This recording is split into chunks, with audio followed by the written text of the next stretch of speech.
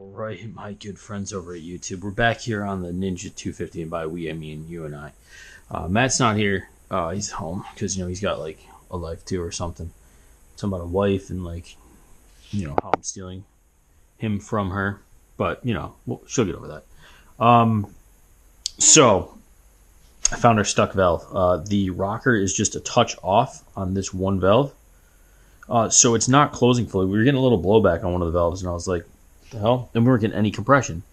So we were blowing back just a bit on there, but when it's moving fast enough, it's fine, I think. Like, it seems to run, just not great. So there's our stuck valve. Easy done. I'm going to shift that over. I'm going to try to just put a screwdriver in there, just give it a little, ever so little touch so I don't have to do everything. I'm also going to take my I'm gonna get a flashlight, and wherever it is, I had a flashlight. I'm gonna get in there and I'm gonna really look at everything. And let's get this thing down. Just use my phone. There we go. Yep, that one's good. Cylinder 2 intake. That one's good. The intake on exhaust cylinder 1, farthest away is bad. Good. Good. So the only thing I can't really tell is this one. Yep, no, they're good. Okay. So I need to just jank that over a little bit and get it seated, and we'll be able to put this back on and do it. Perfect. Cool. I'm going to get that done, put it back together. We're going to test it. Valve covers are torqued down 100% the way. All 4 bolts. Yay. Reinstall it. Spark plug in the boot over there. I didn't have to loosen any of the top. I just used a little screwdriver, made sure there was no tension on the rocker, and just anyway, pop right into place. I was like, nice. Now I have to reattach this ignition coil because I had to take this off to get the valve cover out. If not, this is the best way we found to do it with the engine still in. Now the one thing I want to do is take, well actually let's test it before I go any further with anything. Oop, choke.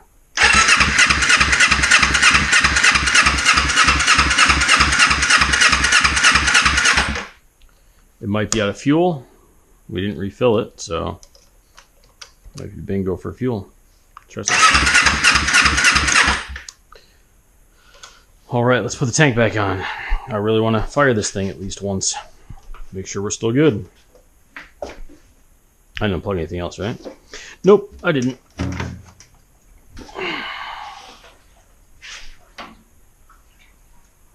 No, I'm doing this with all the bikes in the garage. There's bikes behind me. I'm running into stuff the whole time. It's always fun. Okay, tank's on.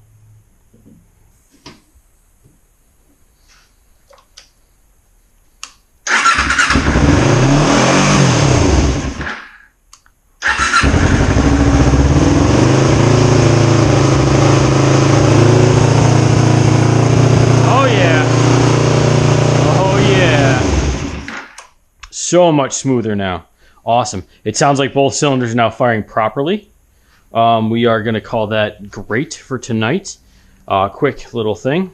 So basically what happened is, got a hair here, hold on. YouTube. Is when we put the timing stuff back together on the bike, we had an issue with the, turn the petcock to off first. There we go, before I forget that. We had an issue with the rockers. They shifted a bit. Well, not only that, the timing compared to what we saw on the internet was a little different. So the timing was messed up. So we fixed that. I just fixed the rocker. She runs so much better. I'm going to text my buddy Matt, whose bike this is, tell him, and I'm going to bed. That's it.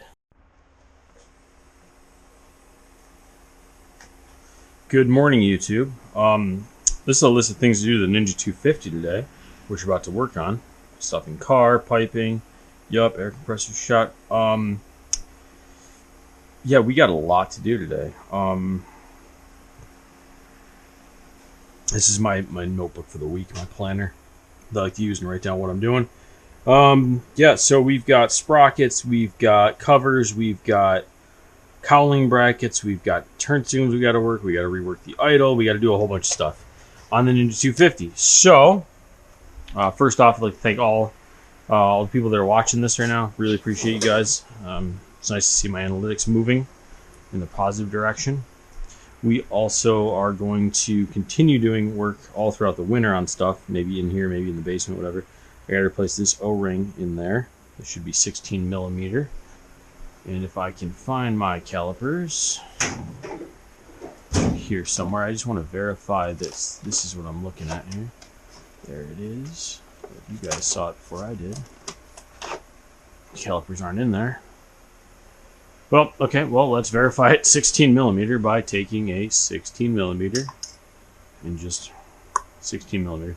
If it's not 16, it's 15 and a half, and it's close enough.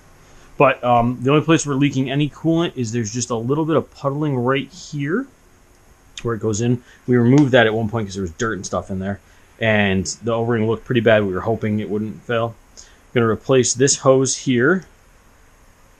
This is a vacuum hose from the carbs that tells the diaphragm in the tank when to send fuel so that you don't constantly send fuel into the carbs, and if the carbs are leaking, they overfull and blah, blah, blah. It's not a perfect system, but it's not. It's not the worst thing out there. At least there's some kind of safety. What else we got going on?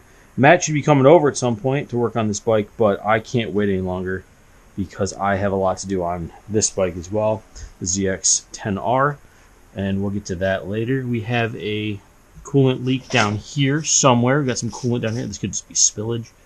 This could be from up there for all I know. It could be dripping all the way down. We do have a little bit of coolant down here. That could be another thing we've taken apart. I see nothing down. Like I see just it's ever so slightly coolant. So we're going to ignore that. And we will retorque some bolts down here, or at least tighten them up just a bit. So I guess first thing is we're gonna do two things. We're gonna start taking that clamp off and see if coolant comes out. I don't know if coolant sits this high in the engine because it looks like it's a little bit below the radiator cap. And this is definitely a Phillips, right? Yep, it is. And we're gonna readjust this hose clamp because this is not easy to access. We're gonna put it over here when we're done. This is not an easy access clamp. And if coolant starts coming out of this, we're gonna push it back together. The other thing I think I have to do to get this system apart here is I think I have to take the valve cover off. Sam, why do you take the valve cover off? Well, I'm glad you asked that. And actually I might be able to... No, because this valve cover actually holds this pipe down. Okay, no coolant, no coolant. Let's check to see if there's coolant in the system to start with. That's a good start. There is. It's a touch low, not terrible. Let's just make the assumption there's going to be coolant behind this. Yep, there's coolant already slowly coming out. Let's see. Okay, there's coolant back there. We're not going to move that anymore. We are going to drain the coolant into a clean container because it's brand new coolant. And then we'll reintroduce it back into the system. So, oh, and we never tightened this down.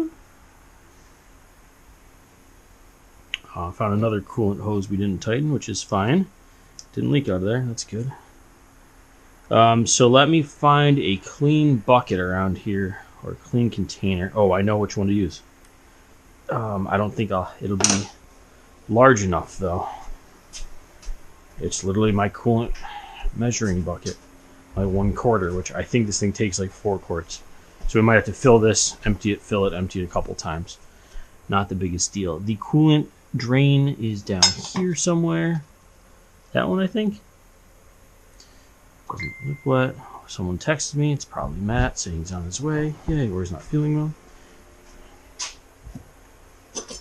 And the other thing we need to do today, and we really need to do, is just give the garage a once-over and pick up all the tools. Because I am scattered throughout this garage. Okay, let me drain the coolant, and we'll get back to it. Alright, I've got about 1/4 coolant out of it. nice and clean, obviously. Might have a slight coolant leak down here somewhere too, which I'm gonna double check before I button this engine up, because I'd rather drain all the coolant once and do it than twice. And I'm gonna check what time we got. We'd make it. Be tight. We can make it though.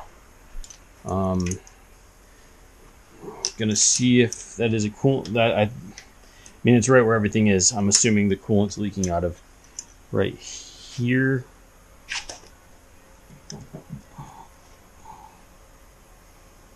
Because this is all wet. So we might need to go get one more gasket or seal or O-ring or whatever down there. I'm gonna guess it's an O-ring. And we're gonna look that up right now on Partzilla. So the good news is we have Partzilla. We have the computer's frozen. Maybe we don't.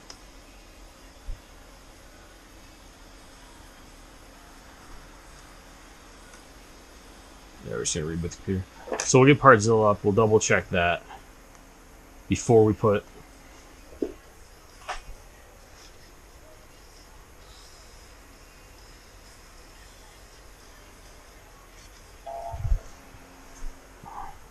Alright, so while the computer's rebooting, because I was going to go check Partzilla for that O-ring and get the part number, call my guy and be like, yo, look, do you have one more O-ring?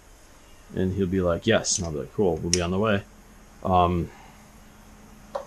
going to loosen up these valve cover bolts. I don't think we need to take this off, and these are really not torqued to a great torque, like a high torque. So they're easy to put back on. This will help us get the O-ring from the top of the engine off. There we go, computer's booted. So that we can then lift up the cover just enough to get that pipe out to then change the O-ring out. And then we'll decide on the rest of it. But I think for longevity of the bike, having no coolant leaks is great. So I'm going to suggest to Matt that we run up there really quick, which we have the vehicles to do it. Plus, we're getting a new vehicle soon, ladies and gentlemen. We are going to get a, well, not new, a used vehicle in the garage-sized driveway here. Because my mother is getting rid of her car, and she's giving it to me for a very low price that I cannot pass up, because I have kind of spent all my money on the house this year. Between the mortgage and the taxes, they kind of underestimated some stuff. So we're going to get her car. We're going to work on that. We're going to do some upgrades to it. Pipe dream right now that we'll be able to do upgrades to it, but we're just going to make it more reliable. We're also going to do some work on the Corolla out there. And while Matt's here, I want to talk to him about body work. He's done some body painting and stuff, and maybe he can help me get rid of some of the rust off that just to make it last a little longer. Now this cover should come right up. There we go. Can we get it up enough to take the pipe out without removing it? I know we can get this hose clamp off so we can put it in the right spot. Still smells like starter fluid.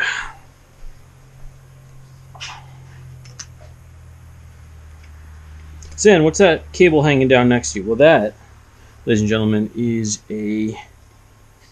Come, there we go. Is a charging cable for this battery here. It is a battery tender that's above my head. Why is it hanging from the ceiling? Well, because I figured the ceiling is a better place to have it than draped across the floor at this moment. And I've got the lights hooked up to it. So only when the lights are on does it charge, which isn't that big of a deal because I know it fires at its current state. Okay. Hose is out of the way. Just got to get it out of there. Probably shouldn't be prying on that. There we go. Oh yeah, that O-ring is that. Yeah, I saw that when we did it. I was hoping it would hold, just to not have to go buy something else. But here we are. It's pretty flat. It's been in there for 20 years. So okay. Yeah, I guess you get it. You deserve a new one. New O-ring. This should be very hard to get in now. Oh yeah. Ugh. Lift up and twist. Lift up and twist.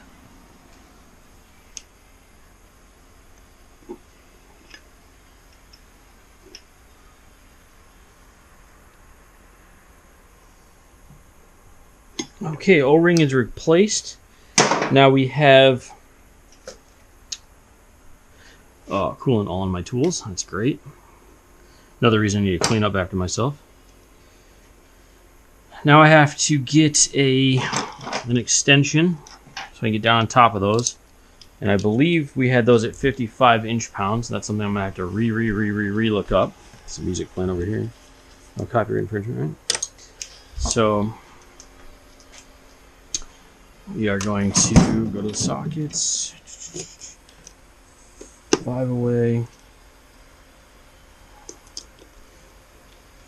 8. Oh, shoot. 8 on. 10. The 10 is a 1/4 inch drive. Extension. Let's grab the other extension. And we'll just get these hand tight for now again.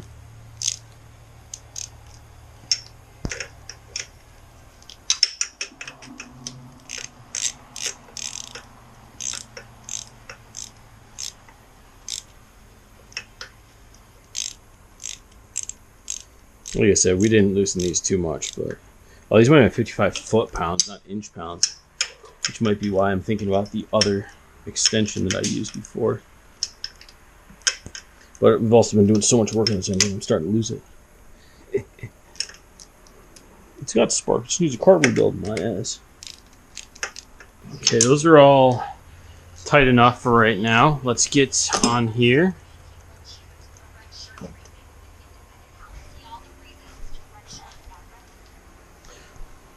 Okay, all right, I've got the valve cover on again. Got the new O-ring in. I got to torque down the valve cover. Whoop-de-doo, we'll get there. And reattach the hose. And this boot, there we go. 18 millimeter O-ring. So now, I'm going to call Hebblers, see if they have that, just in case. And then I'm going to talk, because Matt's on his way here now, talk with him. We'll see if we're going to run up there and get it, because we only have an hour until they close.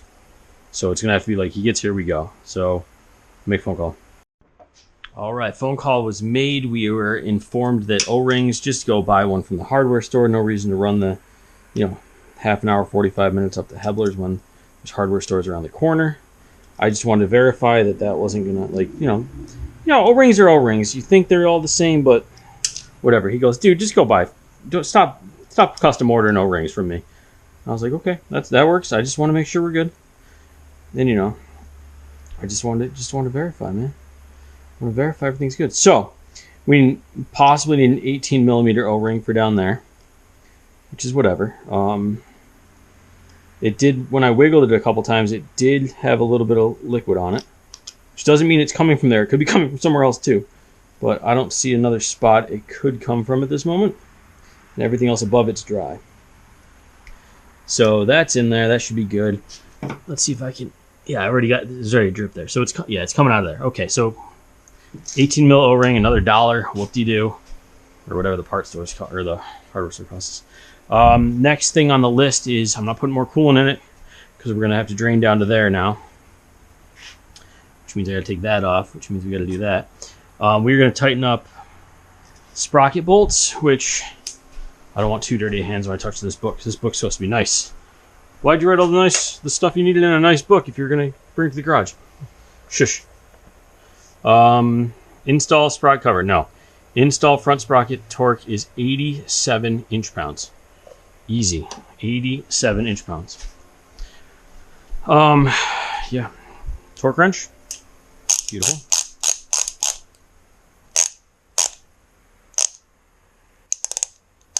85, 86, 87. 87 inch-pounds. Now they look like 8 mils. And we gotta get the torque spec for the tops too still. Don't forget that one, YouTube. So this is a 10. We'll leave this right there, which we'll lose it in 5 minutes. Back over here. 1, 2, 8 mil should be this guy. Get out of there.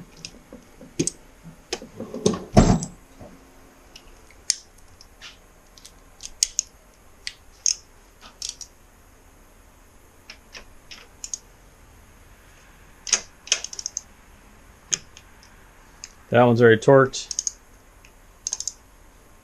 That one's already torqued. We did just kind of rip those on. That's fine. Okay, those are done. Now, we got to go to the top of the engine, which means we got to get our repair manual out.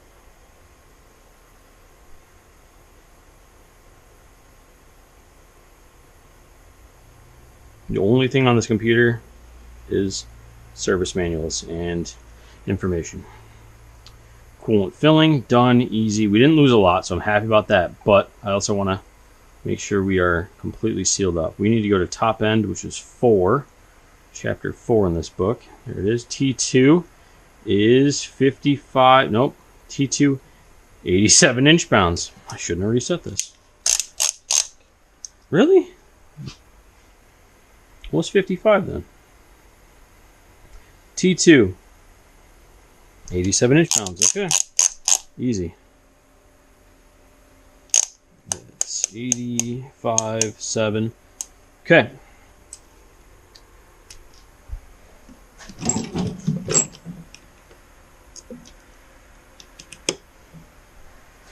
This will be easy. I think I'm picturing when we were taking the spark plugs in and out a million times.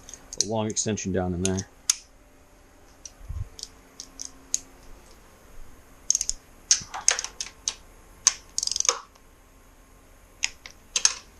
Yeah, now I remember these being like nothing.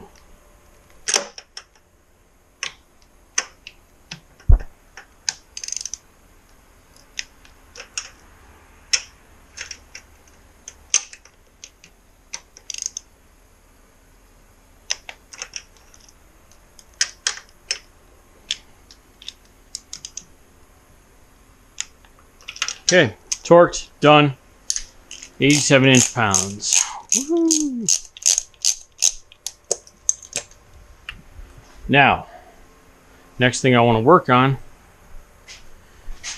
is this rear chain. It's supposed to have a slack in it of 35 to 40 millimeters. I have my true tension chain monkey tool here. Chain size here.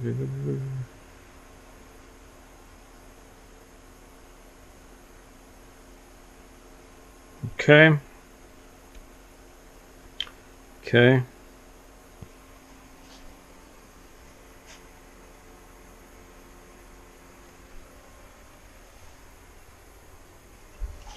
We gotta measure the chain size. I always forget to do that. By measuring the height of it, we're gonna burn a bunch. We're gonna do, it is a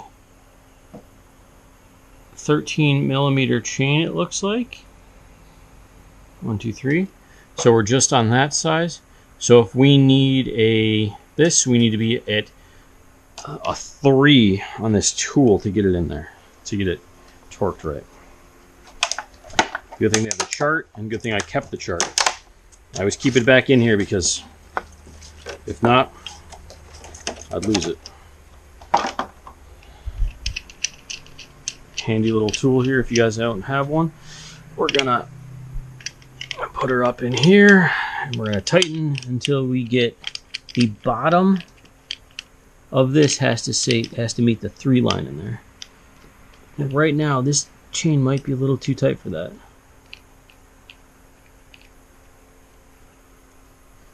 Yeah, we might have to slide her back a long ways, or bring her forward. This also may not be the right chain for this bike, for all we know.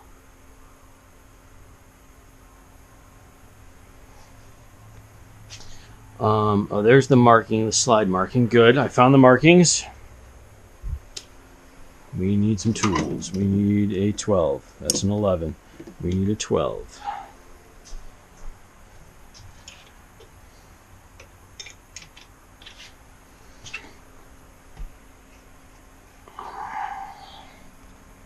One, 2, and where's my 3? 3. Okay. We are way up there. I don't know if this is the right chain for the bike, but we're going to even this thing out.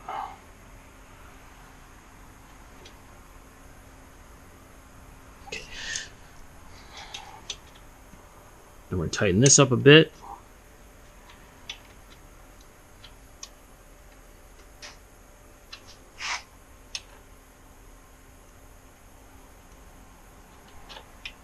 Until it starts to get tight.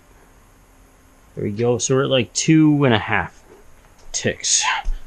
Then we're going to go to this side, look at the marking, and we're at like 2 3/4. So we got to go this way with that. We got to try to straighten the wheel out. There we go. 2.5. And then pull it back. There we go. I'm just going to verify we're still pretty tight on this side, which we are.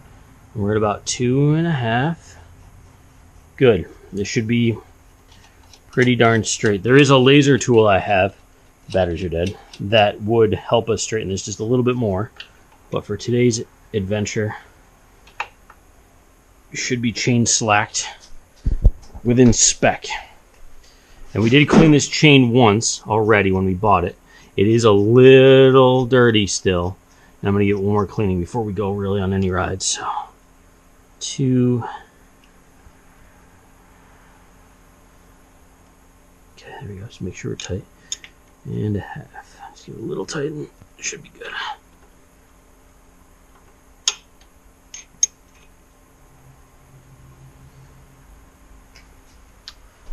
Not loving it. Let's. Okay, just to make sure there's no. Yep. Okay. Doesn't wiggle. Perfect. Now we got to tighten the rear up. We've got the 24 out here already, and there should be a 17 right here. I'm just gonna start tightening this a bit so that it's harder to come loose.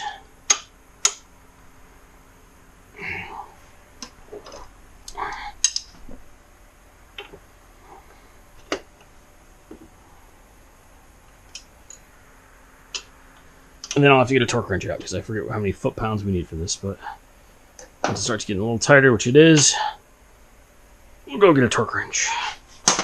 Perfect. It's not going anywhere, right? Good. Let's take this off. This thing is tight now.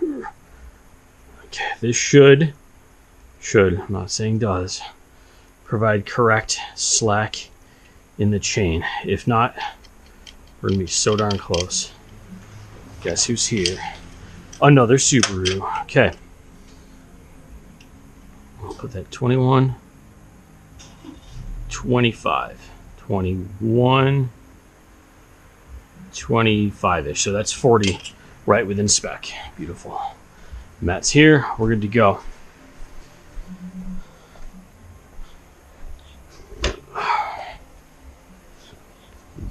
We have to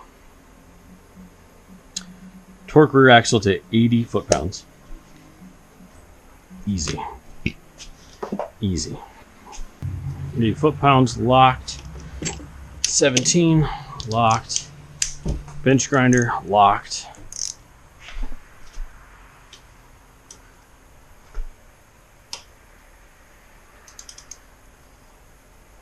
Thank you.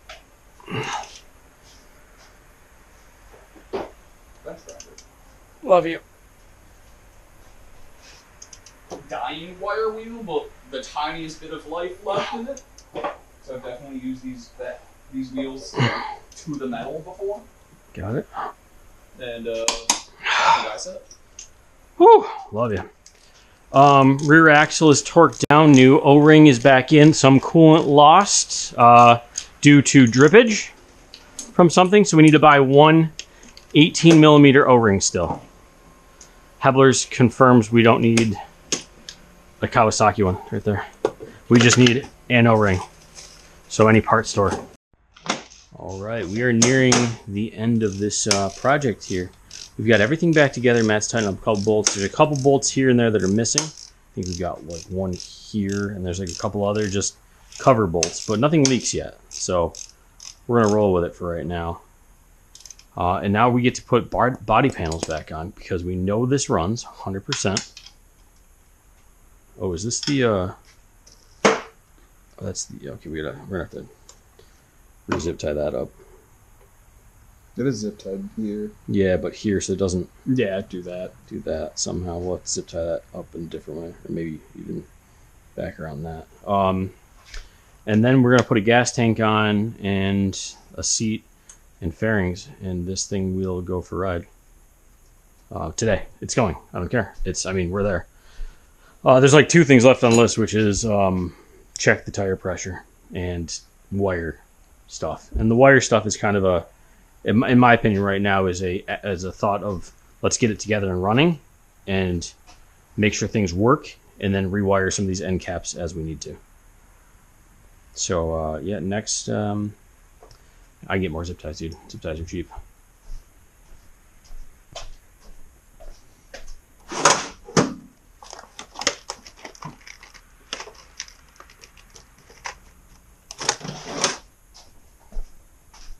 It's a little crazy heavy duty, but it'll work.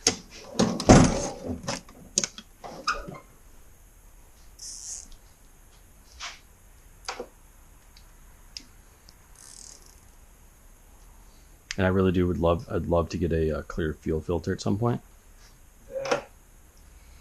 Just to see what's moving through it. I think that might help us.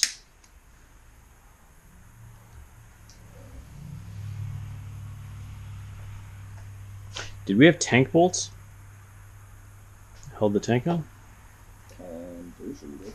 Okay. Because I've got those 4 bolts for back here. And that's about it, man. I don't really see many more bolts down here. So we might have to do a hard clean of this bench. Or over there. Yeah, true. No, and then we ran out of it.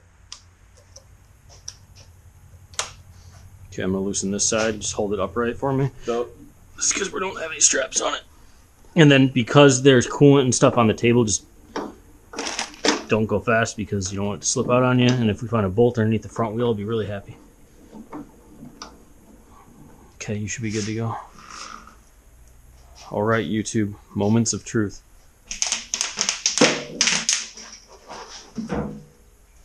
Brakes on that side, yep. Doing it from the other side. We've got the Ninja 250 off the lift. Everything's been put back together. Everything, it should be good. Should be. I'll get the kickstand for you on this side. Just make sure. I don't know if I've ever moved a motorcycle from the right side of it. I don't know. It's very awkward. All right, so on, choke it. Oh, she's cold.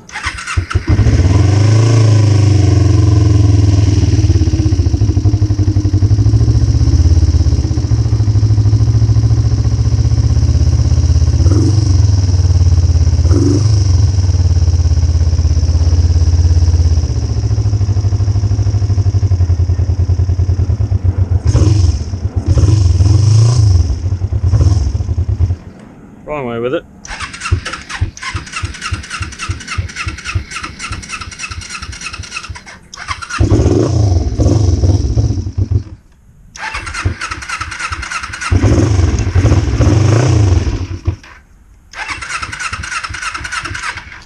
Did I turn the fuel on? I did. Interesting.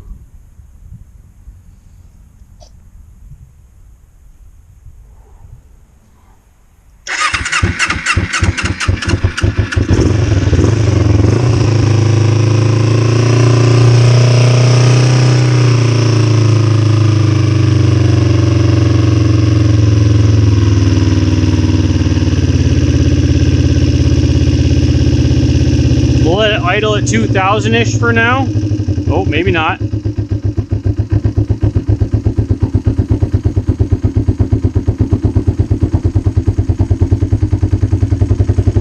Jesus. It's got to just work itself out a little bit right now with the car. We're probably so far off on actual adjustment because we've never actually ran it for a period of time. Right, so...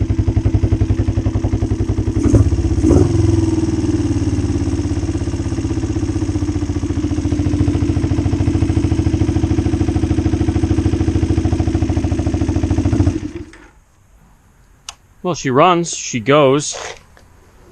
We have to check coolant temperature, coolant Level. level. touch low. We'll have to add to that.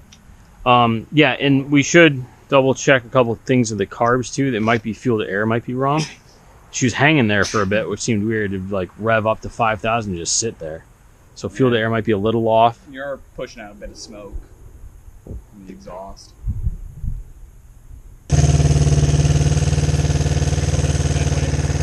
Just remember, it's not a dirt bike.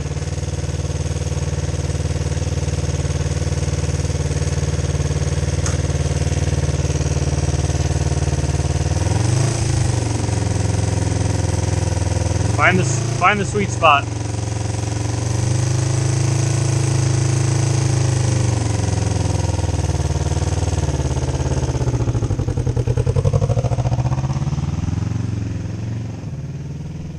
There he goes. He's off. Putting it through paces. All right, lift is empty. Matt's off riding around in my yard. We're gonna clean the lift off really well for the first time in forever. We hear him crash, we laugh. Just let it run for a bit. We're gonna, could be some stuff stuck in the fuel, could be jet needs to be cleaned out. We're gonna add some seafoam cleaner, carb cleaner to the tank at some point to just clean anything else out that might be in there. I know it's not the greatest way to do it, but we've cleaned the tank, or the tank and the filter, the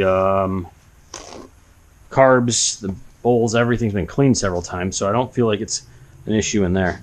So you'll be back. We're gonna keep shaking it down. We'll start adding some fairings, and then we'll see this thing complete, hopefully, finally. Sounds like it's running a little high now. All right, there it is. We've got almost the whole bike back together. We have some turn signal issues, as in we don't have them hooked up yet. There's some different in wiring that we're going to mess with. And there's these marker lights on the side, which I think we should hook up personally. These little purple markers, they'd be cool to have hooked up. I just got to figure out what wire we can run off of. I'm going to tuck these back behind here if I can.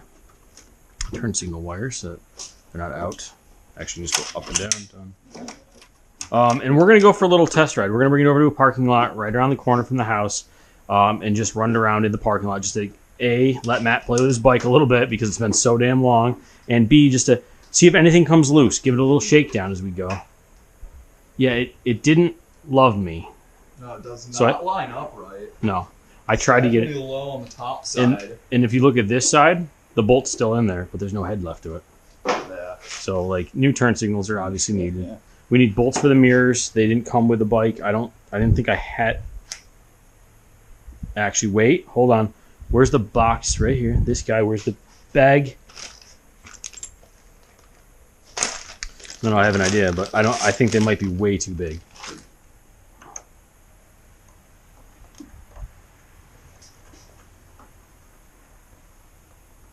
I mean, they go in. They're M8s for sure. This might work. I don't know where I put them. And there's nothing behind it, so if they're sticking through way too far, they'll still work. The only it's got a collar on it, so. But I say we send them. Yeah. Where'd you put them? I'm talking.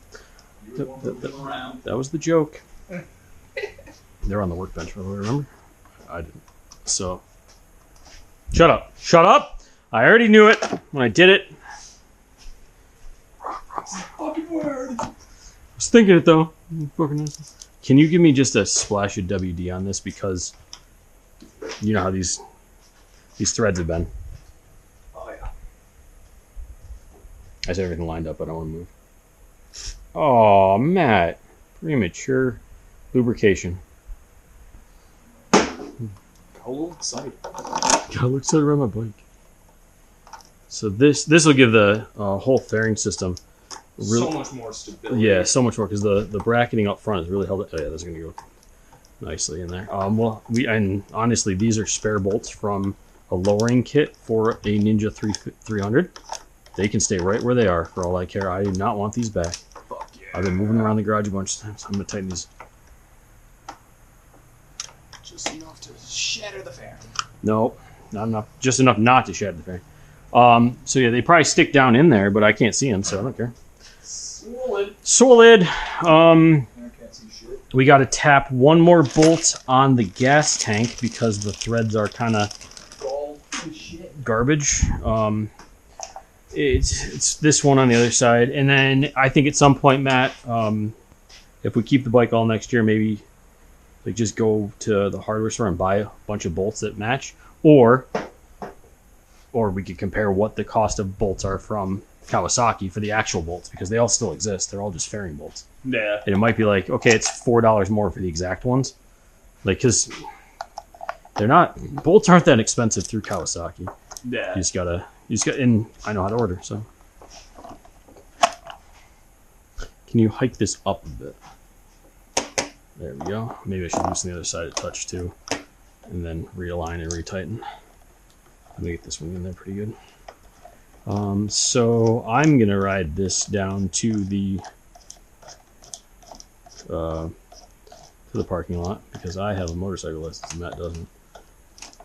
I'm gonna take it down the road. We're gonna go test this thing out a bit. It pivots too. So the whole thing will pivot because it's a ball joint. Yeah. And it can be tightened up from underneath if it gets too loose. Okay. So solid. Yeah, so if they're Figure those out. we're still charging the battery, we're gonna have to keep an eye on that. Keep an eye on the temperature of it, and what else? We have to keep an eye on everything. Make sure bolts don't fall out. Bolts don't fall out. Temperature stays in the right gauge. Yeah, we're gonna bring a couple tools with us. Again, stay reasonable. Probably a 10 millimeter, probably a 12. Definitely this guy, and a screwdriver probably will be all we're gonna bring with us. And then we'll play a bit. What do you think? Yep. Wanna do it? Europe. Yeah, let's do it. Okay. Next video will be on the road.